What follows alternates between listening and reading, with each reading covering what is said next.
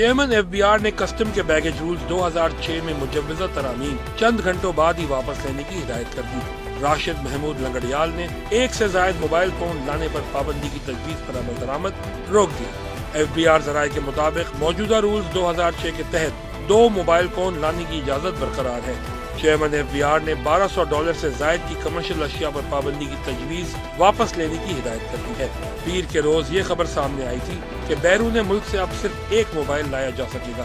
ترمیم کے تحت ایک موبائل فون کے سوا تمام موبائل فونز ضبط کر لیے جائیں گے، ساتھ ہی صرف $1200 کی اشیاء لانے کی اجازت ہوگی۔ FBI نے بیگیج اسکیم میں ترمیم سے متعلق نوٹیفیکیشن بھی جاری کر دیا۔ FBI کے مطابق بیگیج رولز 2006 میں مزید ترامیم سے متعلق مسودہ جاری کر دیا گیا ہے۔ قوانین میں ترامیم سے متعلق 7 روز میں سفارشات دی جا سکتی ہیں۔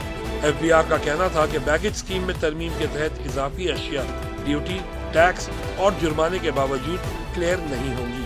اب چیئرمین FBI نے رولز 2006 میں مجوزہ ترامیم واپس لے کر مشاورت کر کے دوبارہ پیش کرنے کی ہدایت دی ہے۔